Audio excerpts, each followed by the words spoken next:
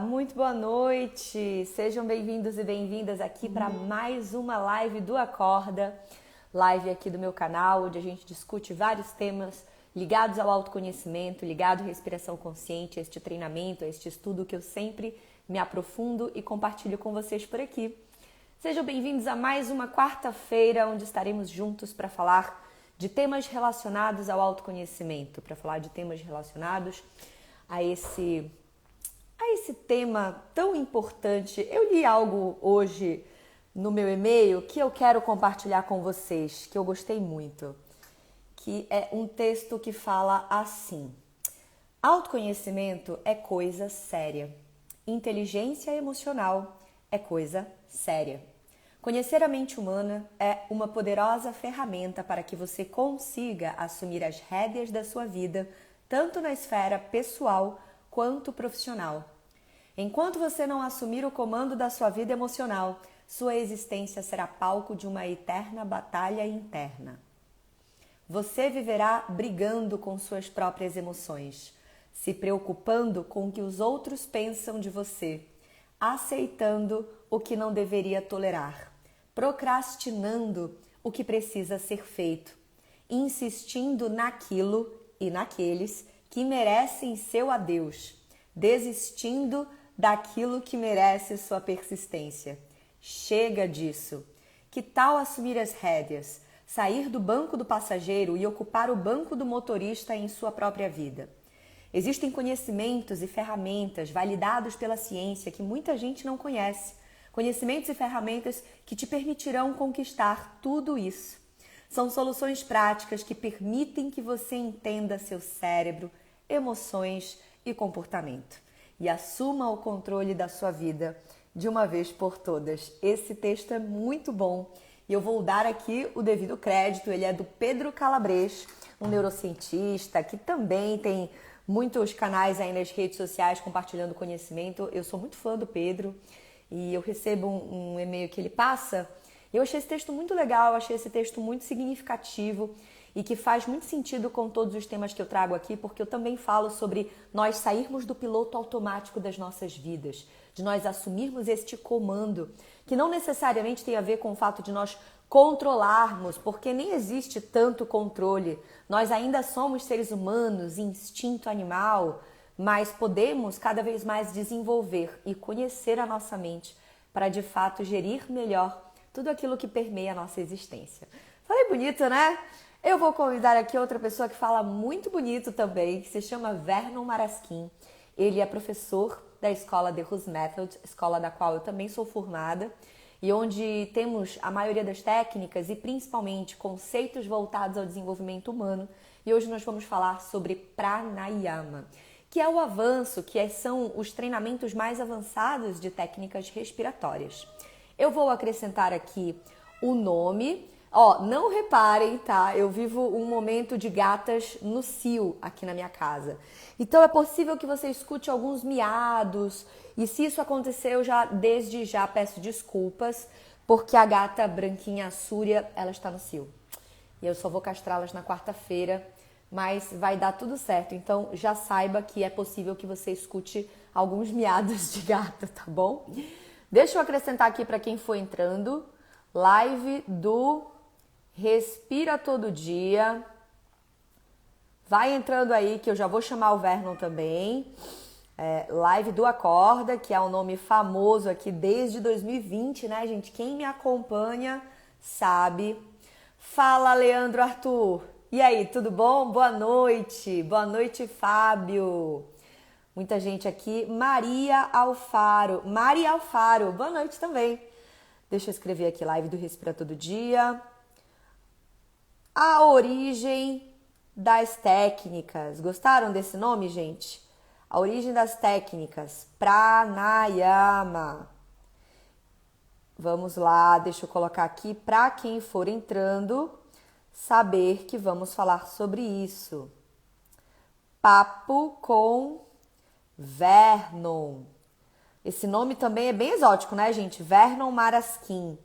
Eu nunca tinha conhecido na minha vida uma pessoa chamada Vernon Maraskin, apesar de eu me chamar também Adelaide, que é um nome atípico para o século XXI, não é mesmo? Todas as minhas xarás, elas têm mais de 60 anos, o que eu me orgulho muito, porque o meu nome é meu nome é raro, digamos assim, né? Mas tá tudo bem. Vou colocar aqui, fixar o comentário. Pronto, comentário fixado. Vamos chamar então o Vernon para conversar com a gente. Vem, Vevé, vem colocar essa ideia sobre pranayama. Vamos lá se ele vai entrar. Troquei até de roupa para ficar bonita. Olá! Olá, boa noite, Ade. Tudo Boa bom? noite, tudo bem, Vevé? E você? Tudo ótimo, que legal estar aqui. Que legal que você está aqui, você me acompanha nessa trajetória de produção de conteúdo e quero te agradecer aqui em nome de toda essa galera que também sempre está me acompanhando e partilhando dos aprendizados, porque você sempre aceitou os convites para as lives, não é a primeira vez que tu estás aqui. A gente já conversou, acho que umas 2 vezes, né, sobre técnicas respiratórias, sobre hábito. E a única coisa que mudou, né, Vevé? É o nosso cabelo. Nosso cabelo mudou muito, né, Vevé? Você usou para fazer a divulgação, aquela foto é pré-pandemia, né? A gente está Nossa, gente. 6 anos daquela imagem e a cada dia nosso cabelo cresce. A gente está numa corrida, né? Acho que você está me... Estamos. Será que eu tô te ganhando? Porque o meu Acho cabelo, ele deu uma espichada, né? Você viu, eu fui até fazer fotos hoje, porque eu também, para divulgar o curso, eu só tenho foto de cabelo curto, cara. Eu falei, não, gente, sou uma outra pessoa, tenho até piercing no nariz agora, preciso rever esse momento, rever esse registro visual. E eu aconselho que você faça o mesmo, senão eu vou continuar te convidando para as lives e tu vais continuar vindo com o cabelo curtinho. Chega aqui as pessoas, opa, quem é esse moço? Né? Poxa, Zezé, muito obrigada mais uma vez, né, para a gente começar o nosso bate-papo. E eu te convidei porque nós vamos falar bastante e mais especificamente sobre as técnicas respiratórias, que é algo que eu trabalho, que eu me aprofundo e que eu partilho aqui com toda a minha audiência, mas principalmente da origem delas, porque eu trago bastante o embasamento científico acerca da respiração, a relação com a ciência, a analogia com tudo que nós vivemos hoje, o aspecto moderno, contemporâneo, relacionado aos benefícios até sobre ansiedade. Até coloquei hoje no feed um bate-papo que eu fiz com a Fernanda e eu a entrevistei para saber sobre os efeitos das técnicas respiratórias pelas aulas de respiração e meditação que ela faz comigo. E ela fala de crise de pânico, da gestão emocional, da gestão sobre essas, digamos que, entre aspas, doenças modernas. Mas quando a gente fala efetivamente de como buscar isso, e aí a gente fala do treinamento, a gente fala das respirações ritmadas, a gente chega nesse questionamento. Mas peraí, de onde veio tudo isso? Foi a ciência? Foi a medicina? É uma terapia? O que come? De onde vem? Eu tô uma piadinha hoje, uma piadista hoje, você já percebeu? maravilhosa, maravilhosa, adoro. Ade, cara, assim, eu tava pensando sobre isso antes da nossa live. É bem difícil de rastrear as origens dessas técnicas, né? A gente sabe que hoje tem várias áreas que se utilizam delas, até o próprio método Wim Hof, né? Que eu acho que você chegou a pesquisar e postar um pouco sobre isso. Ele também se utiliza muito dessas ferramentas, mas as origens mesmo, parece que isso se perde no tempo, assim, porque é de fato uma coisa muito ancestral, né? Eu acho que a gente consegue rastrear com bastante segurança para o período védico da Índia e para a estrutura dos textos védicos, das Upanishads, onde ali já começa a aparecer esse conteúdo de forma um pouco mais estabelecida. Mas se a gente for especular um pouquinho, daria para dizer até que veio antes disso, né? Porque a gente imagina que até essas coisas serem catalogadas, experimentadas, isso deve ter levado um tempo. Então, hoje, algumas teorias mais aceitas falam sobre a origem disso no período dravídico da Índia. Então, a gente está falando de 3.000 antes de Cristo, sabe? É do tipo assim, é muito de perder nas areias do tempo, assim. Agora, uma fonte muito confiável é um texto do século III antes de Cristo, então nessa trajetória já mais recente, né? É engraçado falar do século III antes de Cristo como sendo mais recente, né? mas tem um livro, um texto chamado Yoga Sutra, onde ali ele já apresenta as técnicas respiratórias, já fala um pouquinho sobre o efeito delas e já coloca essas técnicas na estrutura da filosofia do yoga como algo realmente, né, estabelecido, algo realmente já testado, né, amadurecido. Então, assim, Interessante. é realmente muito, muito antigo, né? Sim, tem algo também importante da gente ressaltar aqui, Vevé, porque assim, né? Duas coisas importantes. Primeiro, que para quem está assistindo, por que que eu estou buscando esclarecer isso aqui para vocês? Porque é importante que você entenda e saiba de onde vem tudo isso. Porque fica parecendo, né, que a Adelaide, o Respira Todo Dia, a Adelaide inventou a respira... Não, não inventei nada, gente. Nem eu, nem o Vevé, inclusive. A Nem o gente não próprio. inventou nada. Nem o próprio De Rose. Nós não estamos aqui inventando a roda. A gente não está inventando a roda aqui. A gente está falando de algo que remonta a muitos e muitos anos atrás.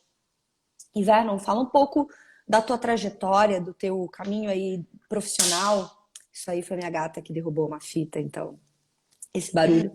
Fala um pouco da tua trajetória profissional e do porquê que você sabe de tudo isso. Você estuda o yoga, né? Você estuda a partir disso enquanto técnica do The Rose Method, né? Só para a galera também acompanhar.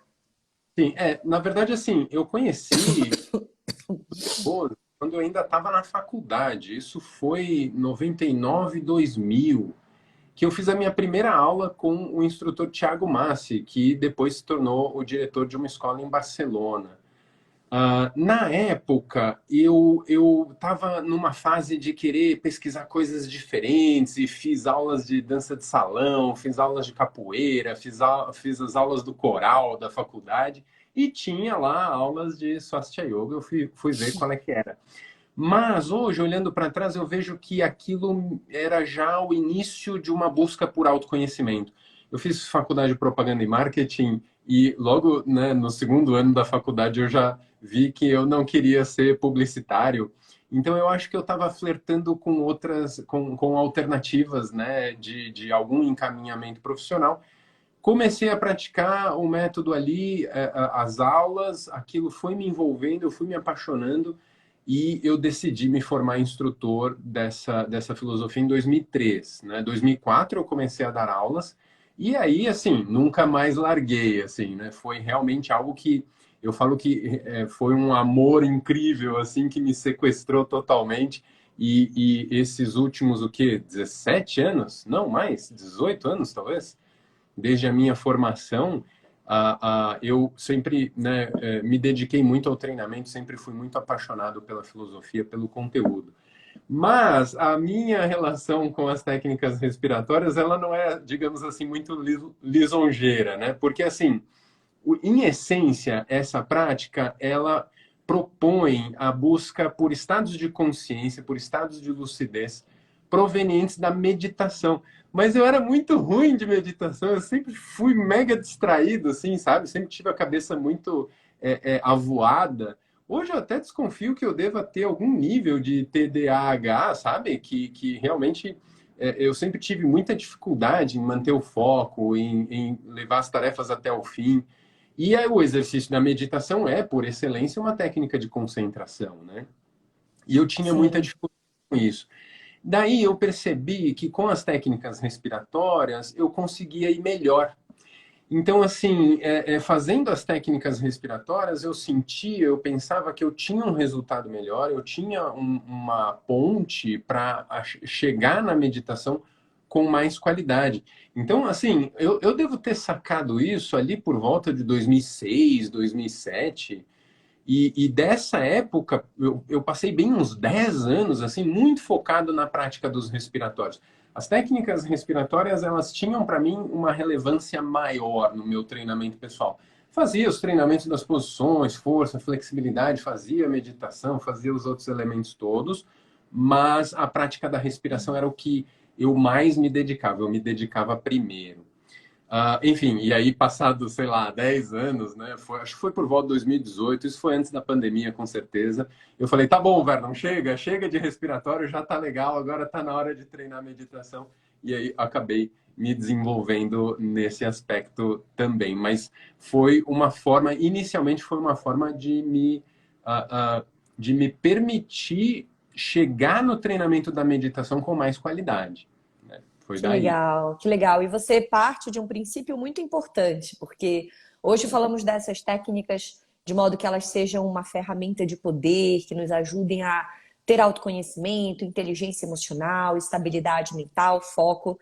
Mas na época em que elas surgiram, acho que as pessoas não tinham síndrome do pânico, né? Ou será que tinham, né?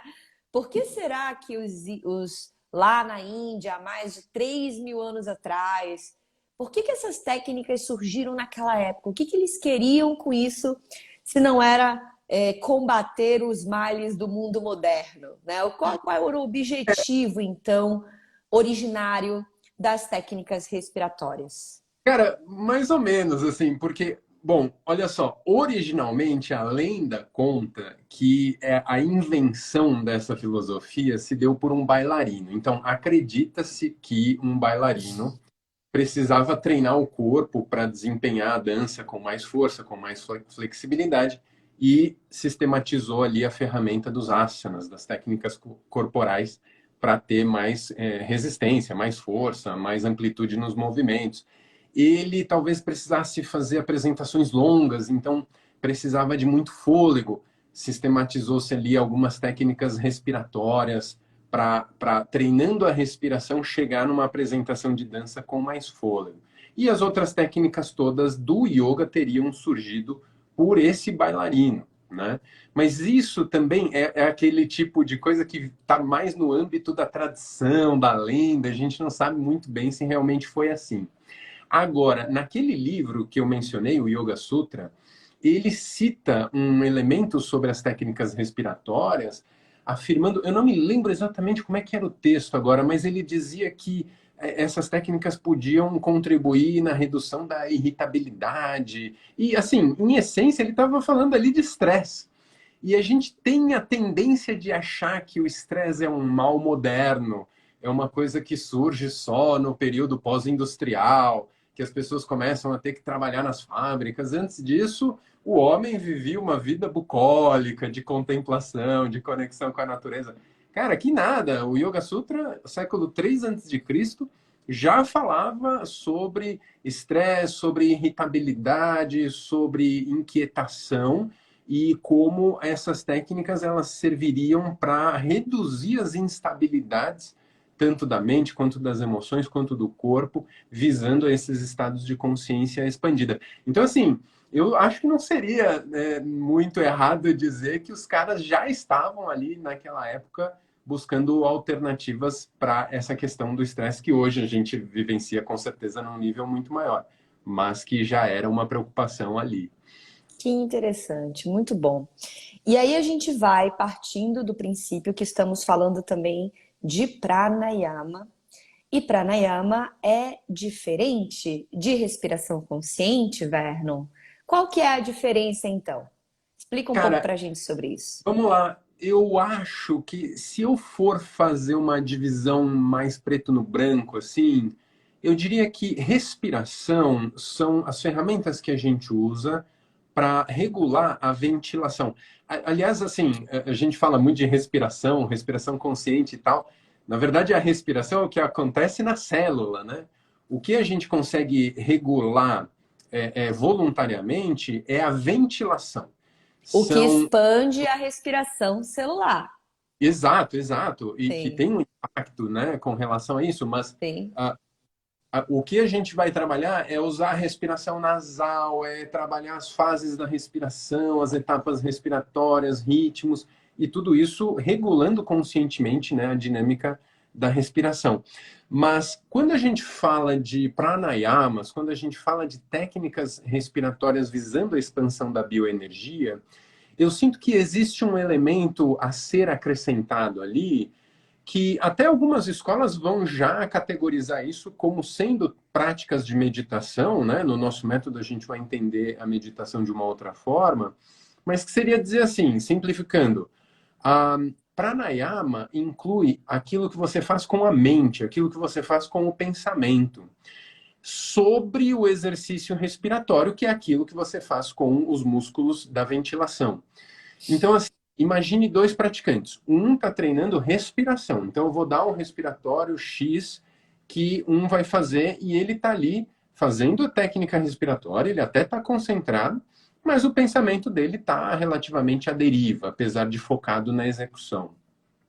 Uma segunda pessoa praticando ao lado dele, fazendo o mesmo exercício, ele pode estar fazendo pranayama. Se ele, durante aquela técnica, se vê absorvendo a energia do ar, direcionando essa energia para uma parte específica do corpo, imaginando a expansão dessa bioenergia no organismo. Então, veja, assim, existe um acréscimo ali, né? O pranayama, ele já demanda que a mente do praticante esteja participativa no exercício, aplicando mentalizações, visualizações específicas, né, que a gente usa com determinados objetivos, né, para você galgar como, vamos dizer assim, um degrau acima da técnica respiratória pura e simples, sabe? A técnica Sim. respiratória simples vai ficar muito no âmbito orgânico, enquanto que a técnica do pranayama vai acrescentar esses elementos de visualização e de mentalização. Eu acho que se a gente puder fazer uma comparação, seria mais ou menos assim. Quando você é corredor amador, você sai para correr, né? Como eu e você, né, Vevé? Nós somos corredores amadores.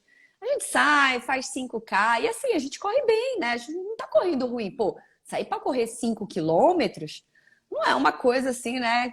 Tão amadora assim, digamos, mas é legal, bacana, um treininho bacana, né? Legal, funciona para o que a gente quer. Então, é um treino interessante, efetivo. Agora, quando você corre com planilha, dia certo, meta para atingir a quilometragem que você tem que ter, treino de pisada, educação de corrida, aí a gente está falando de treino de maratonista, de corredor profissional. E Vamos... pensa nisso, para quem tá, desculpa só para eu finalizar, pensa nisso para quem está assistindo a gente, que é mais ou menos assim que funciona quando a gente pensa em um praticante que começa a treinar as técnicas respiratórias e num primeiro momento tem ali os efeitos de imediato, porque pelo pouco dos anos de pesquisa que eu estou voltada para isso, Vernon, eu percebo que assim, não tem essa de você vai sentir. A Debinha tá aqui, a Débora tá até participando aqui. Um beijo para você, Débora, nossa aluna aqui também. Os efeitos, eles são imediatos. Imediatos, é impressionante. A pessoa de cara já sente a diferença. E aí, conforme ela vai fazendo essa presença que você falou, essa atenção maior neste treino mental, ele vai sendo construído, ele vai gerando um alicerce para que se faça, então, um maior direcionamento em relação a esse treino respiratório, né? Esse pranayama. Exato, e você falou de efeito imediato. Eu tenho a sensação que alguns pranayamas, alguns respiratórios, eles têm o impacto de uma injeção na veia, assim, sabe? Sim, E às sim. vezes a pessoa que treina mesmo, que aprende como aplicar na vida, ela consegue um tipo de gestão pessoal, emocional, gestão, né, mental, que seria equivalente a dizer assim, você ia matar a pessoa, você ia enganar alguém, você fala, respira, solta o ar devagar. Pô, cara, assim, essa recuperação da sua lucidez, da sua volição, ela é um negócio tão imediato, tão poderoso, que às vezes pode fazer a diferença entre você perder um negócio, entre você se desentender com uma pessoa importante na sua vida, prejudicar uma relação qualquer. E você não, manter a tranquilidade ali, manter um olhar mais neutro perante desafios que venham a acontecer e realmente, assim, redirecionar a situação para algo que seja mais desejável, né?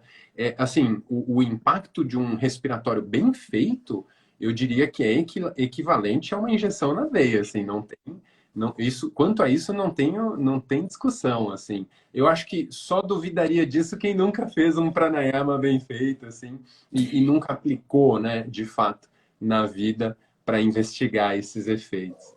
Exatamente, porque estamos aqui falando de algo que, para quem escuta e nunca fez, parece que é simples, né? E não é que seja muito complexo, mas é que hoje a gente ainda tende a não valorizar e a entender a importância de um hábito e de uma ação tão simples, porém tão profunda nas nossas vidas. Eu falei num vídeo do YouTube e já falei algumas vezes também aqui nos stories e vou repetir porque sempre é bom repetir fatos que são importantes da gente ter em mente. O nosso nível de atenção é muito baixo, muito baixo. Com o celular, com toda a rotina que nós temos, nosso nível de dispersão é praticamente. Tem um artigo, né, de Harvard que fala que nós somos mais dispersos que um peixinho dourado. Um peixinho dourado ele é mais focado do que a gente, cara. Olha isso, né, cara? O Nemo tá melhor que nós, né, Vevé? Pô, complicado, né? Então, assim, realmente, não que o Nemo seja um peixinho dourado, mas aí você entendeu a comparação. Então, é importante sim a gente treinar, se perceber, treinar, se observar, porque nós vamos de fato perdendo essa conexão e se conectando muito com o que está fora.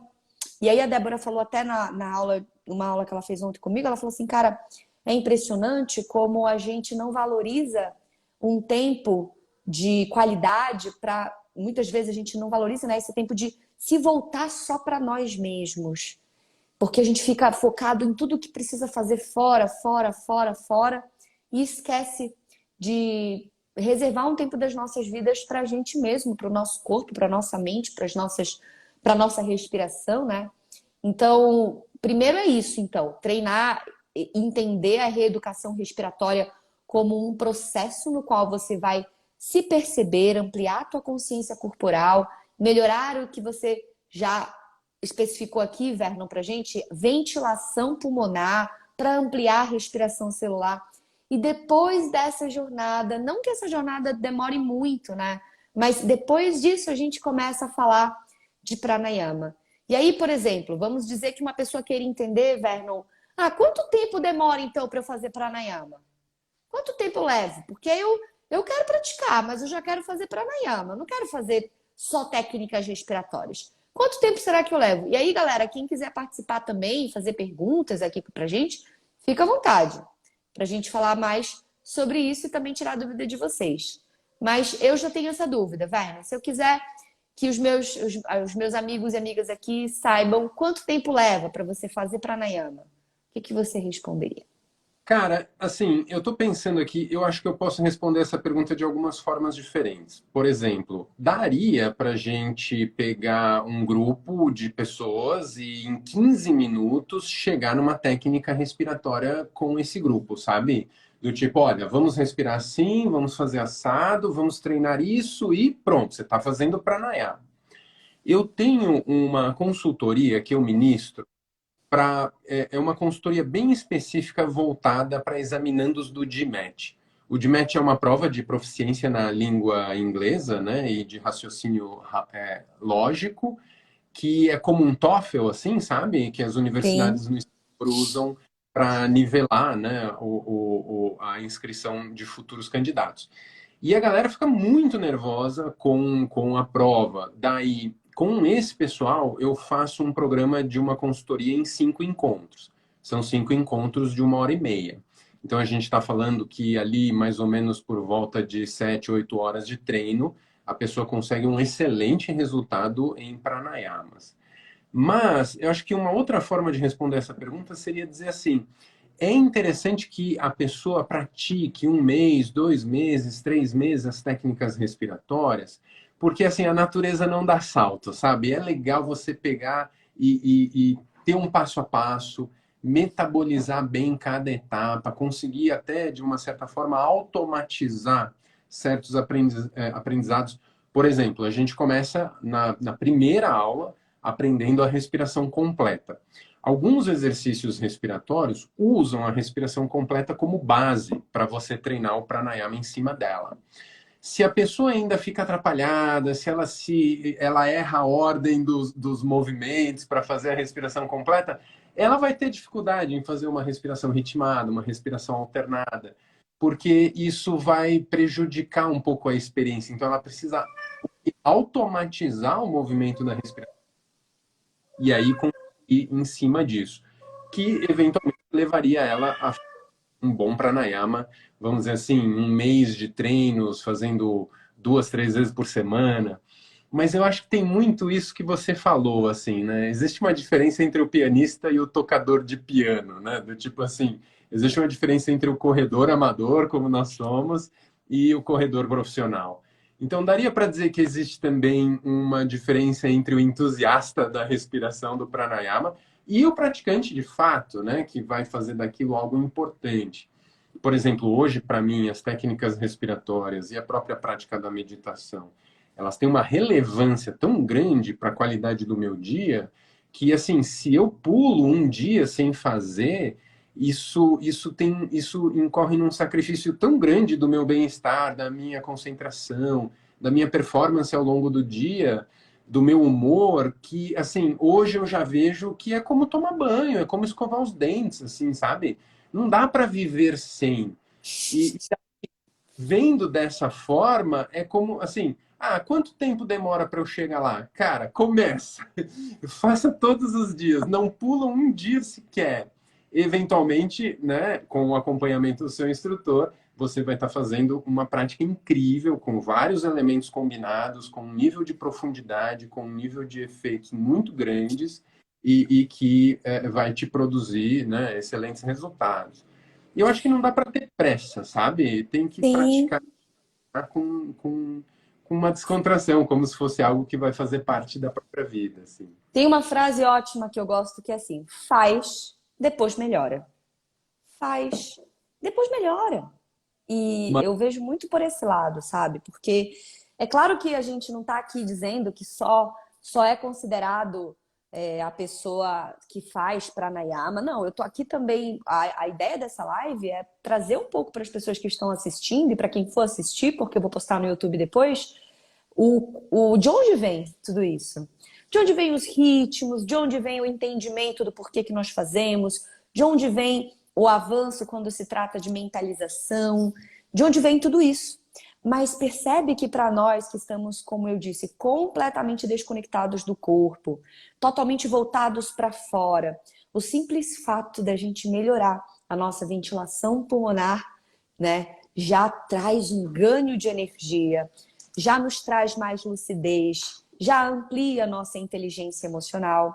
E isso a gente leva para todas as áreas da vida. Isso muda a nossa postura em relação a decisões, pessoas, relacionamentos e a nossa visão de mundo.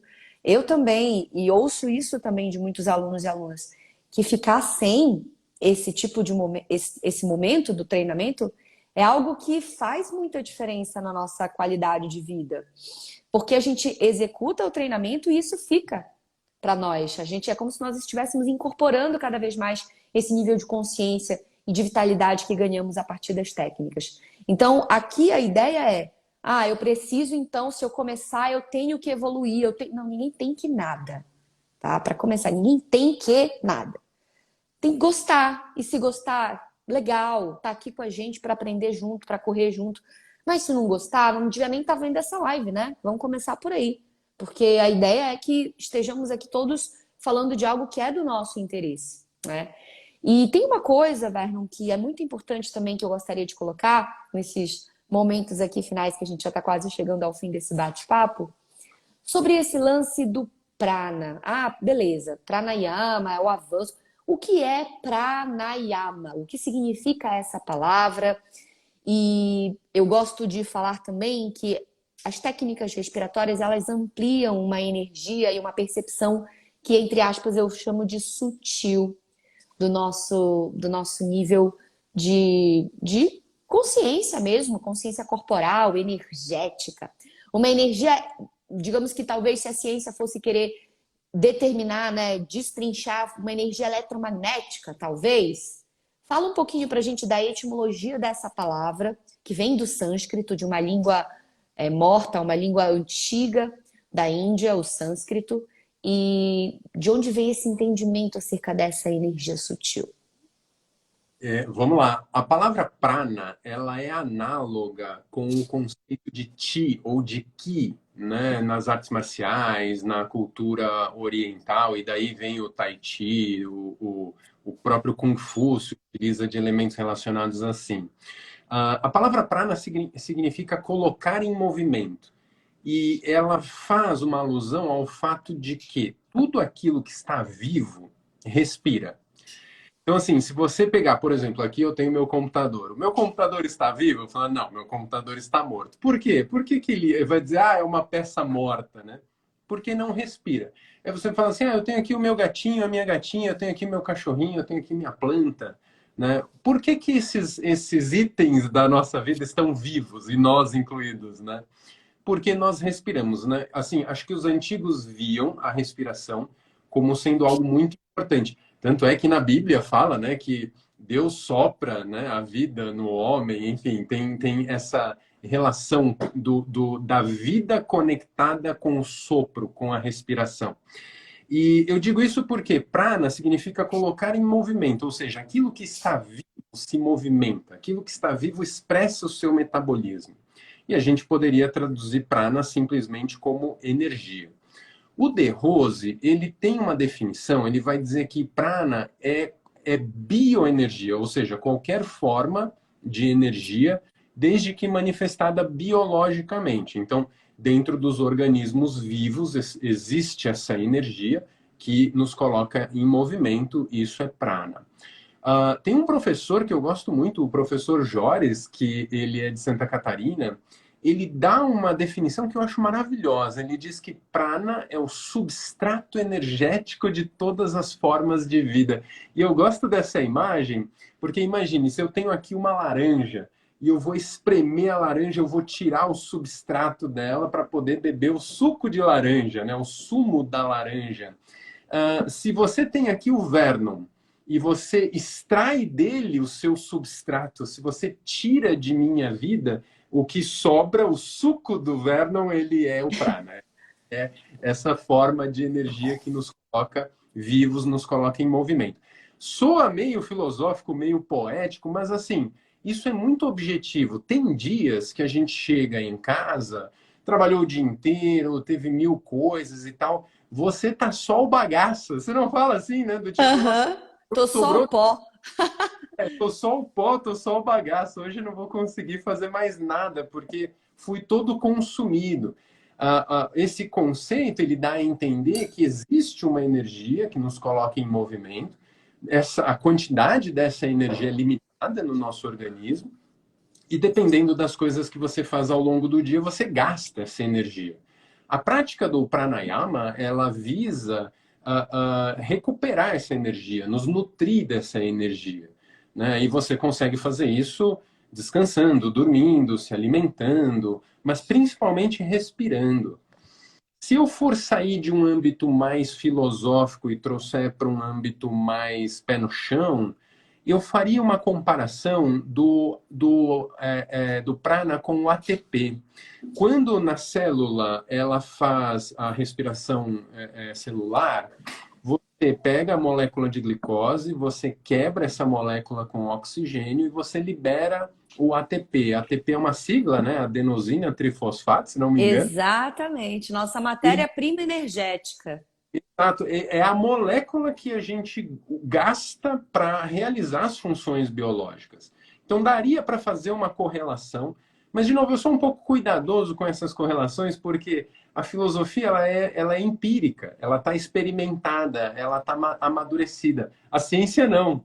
Daqui a algum tempo a ciência vai dizer, então, aquela história lá do ATP não é bem assim, na verdade tem outro negócio lá, e aí vai acabar explicando de uma outra maneira, né? Mas Sim, essa sim.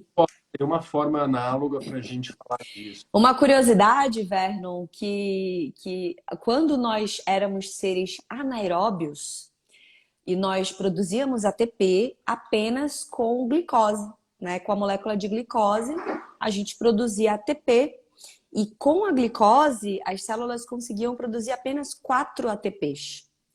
E com o acréscimo do oxigênio, a gente produz 38 ATPs. Então, olha o ganho que nós temos e o quão isso permitiu que nós pudéssemos evoluir, porque temos mais energia, tivemos mais capacidade de ser de sermos complexos, de criarmos outras, né, organelas e sistemas, e aí a vida começou, e aí Darwin pode explicar melhor do que eu. Mas enfim, essa é uma curiosidade interessante, né? O oxigênio, ele potencializa essa energia. Então, Exato. para além dessa analogia científica, a gente tem também um pouco de entendimento do quão isso tem uma relação direta com algo que, apesar de nós não vermos, a gente sente. A gente Sim, sente.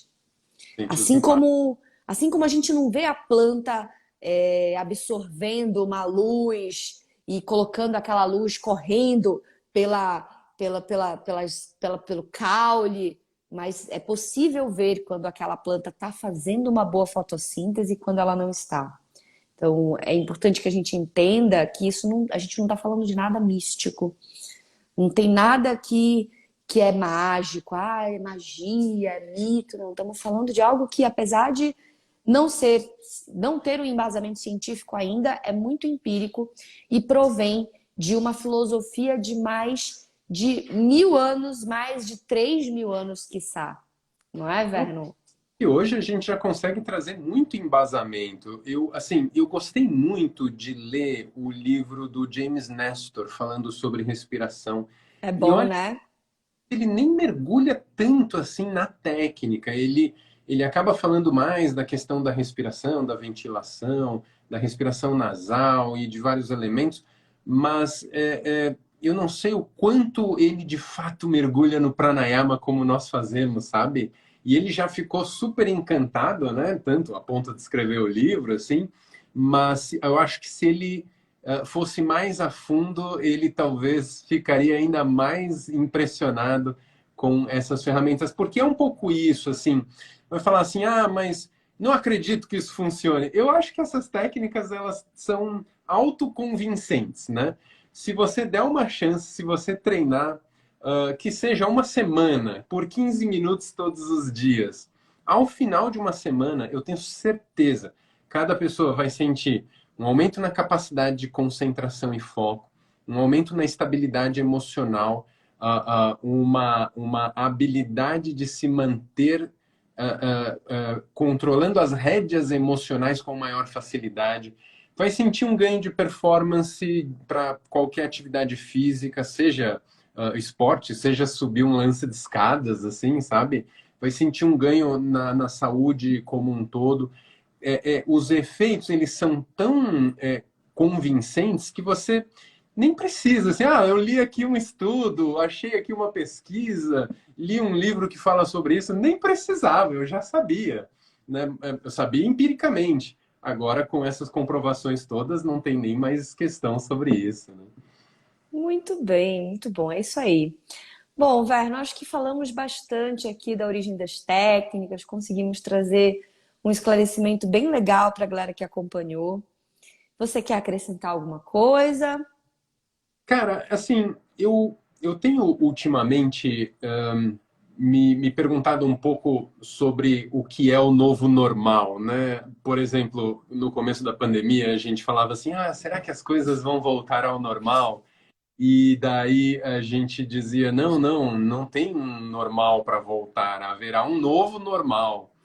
E, infelizmente, assim, eu tenho visto que o novo normal, ele está repleto de pessoas sofrendo com burnout, sofrendo de ansiedade, de depressão. Isso se tornou quase onipresente, assim. Você mesma postou em algum momento sobre o aumento, né, dessas questões como um todo nesse período que a gente está vivendo agora.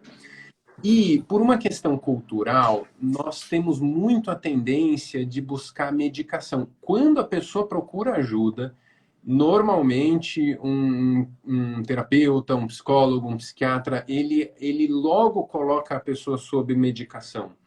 Mas a gente sabe que alguns hábitos saudáveis, eles podem, no caso da medicação, se isso for necessário, tem que tomar, né? Não estou fazendo uma apologia contra isso, mas pode ser uma forma de você ter um apoio paralelo ali muito legal. E os exercícios respiratórios, eles entram muito nessa categoria, assim. É um hábito saudável, é um hábito que nos traz muito bem-estar, é uma ferramenta que pode nos apoiar nesse tipo de tratamento. E quem sabe a gente não consegue passar essa fase, que tipo, meu, 2 anos nem é mais uma fase, já é isso aí, né? É assim que nós estamos de agora em diante. Então, se a gente conseguir respirar bem, respirar melhor, quem sabe, né? A gente não consegue lidar um pouco melhor com e de repente ir na contramão dessas estatísticas todas, né, que são bem macabras, né? E, enfim, eu vejo esses respiratórios como uma alternativa para tudo isso. E quem sabe convencer as pessoas de que esse é um hábito que faz parte desse novo normal. E que ele é importantíssimo e essencial para que a gente esteja bem nesse novo normal. Porque muitas coisas de fato mudaram. Não somos mais os mesmos de 2 anos atrás. E caraca, quando eu penso 2 anos atrás, eu falo, uau! Realmente o tempo passou muito rápido. Estamos aqui, depois de tudo que vivemos, num novo momento, com outras prioridades, inclusive.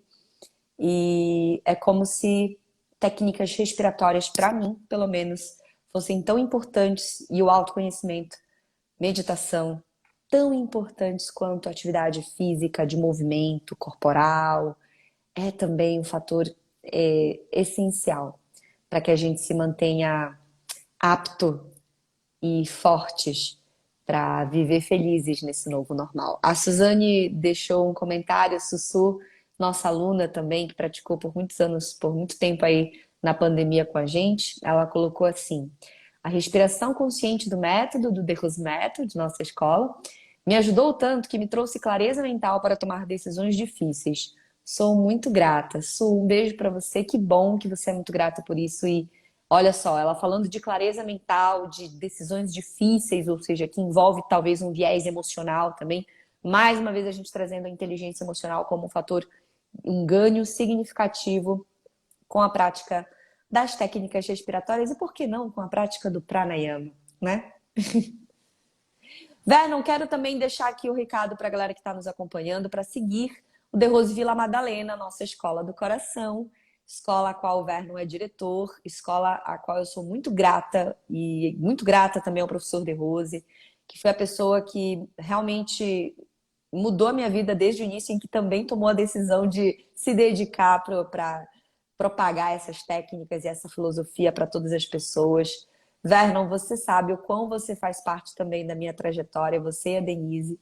Muito obrigada. Tudo que eu sei é por conta da inspiração e de todo o conhecimento que vocês, com muito amor e carinho, passaram para mim. Sou muito grata mesmo. Obrigada, obrigada por estar aqui me acompanhando também, que eu sei que você me acompanha.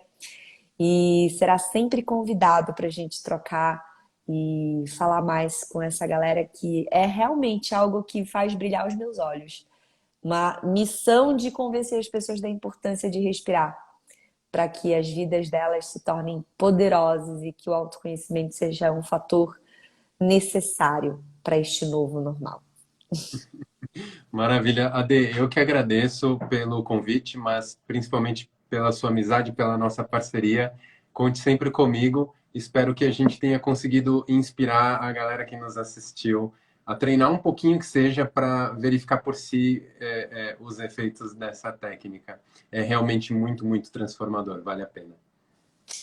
É isso, gente. Obrigada pela participação de todo mundo que assistiu. Essa live vai para o YouTube, lá para o meu canal, Leão AD. É o nome invertido, tá? Se você ainda não assina, assine o canal, compartilhe este conteúdo com os seus amigos e amigas e continue acompanhando também pelo Instagram. Um beijo, Vernon. Até a próxima. Super beijo. Tchau, tchau. Tchau, tchau.